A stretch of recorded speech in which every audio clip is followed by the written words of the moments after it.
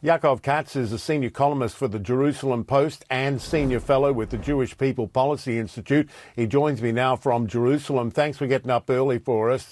So what could this court decision and the overall debate potentially mean for Netanyahu's government, given that he needs those ultra-Orthodox parties for the coalition to survive?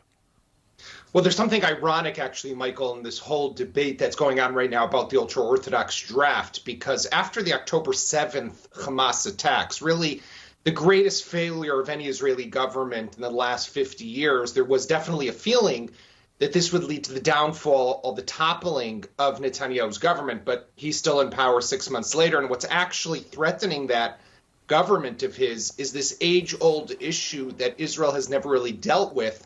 And that is, what do we do about this exemption that has just consistently grown over the years? Let's remember that the ultra-Orthodox in Israel's beginning years, 76 years ago almost, they were just a few hundred people who had this exemption. It grew to a few thousand. Today, we're talking about tens of thousands every year because, thank God, they have a high birth rate. That's fine, but they're not carrying the same burden when it comes to what people need to do in this country in terms of military service, in terms of paying taxes, in terms of working and participating in the workforce.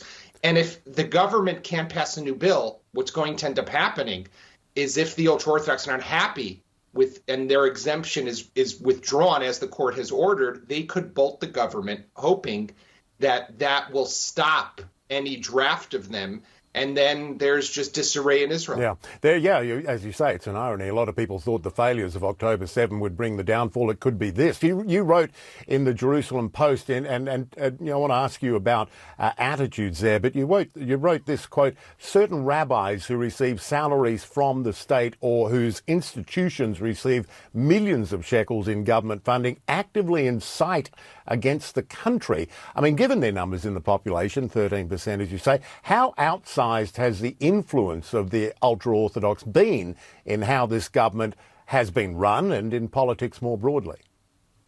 Yeah, they wield a great deal of influence, and that has to do with the coalition system and the way the Israeli government is made up. And Netanyahu, a bunch of years ago, decided to strategically align himself with the ultra-Orthodox parties. They did the same, recognizing that their constituents, their base voters, were also leaning a bit more to the right. And even though Netanyahu himself is not an observant or religious man, he was seen by these ultra-Orthodox people as someone who also represented their needs and their interests. And therefore, there was that strategic alliance, at least for almost the last 20 years. They, therefore, are key to any coalition. And because Netanyahu's government is just about 64 members of 120 Knesset members in Israel's parliament, if they're not happy and they decide to pull out, that is it. There is no government for Netanyahu. And even if that were to happen, if elections were held tomorrow, I mean, what would likely happen? What is the mood there? I mean,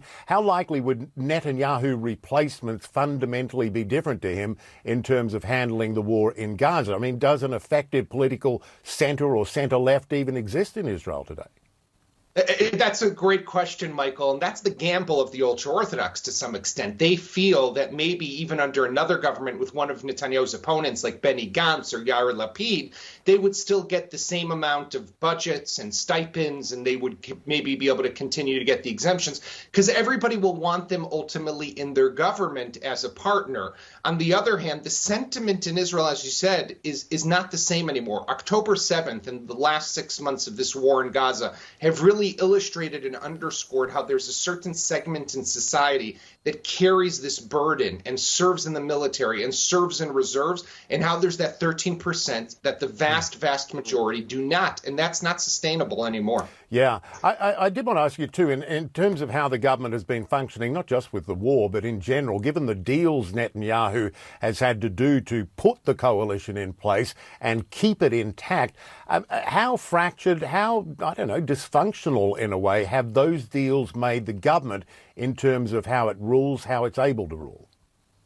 Well, the government today is not really doing much except for when it comes to this war, and any other proposition or initiative that's brought up is really quickly set aside, and that has to do with the fact that there's an emergency coalition and Benny Gantz came in, so he also has some veto power over any other legislation that's not war related. But as we saw last night with that massive protest across Tel Aviv, the largest in the last 6 months since the war began in October, Israelis are getting frustrated with the government, and Israelis are getting frustrated with what appears to be a standstill when it comes to the hostages, and it appears to be no progress on the ground necessarily in Gaza. This is not something that portends well for Netanyahu and his coalition.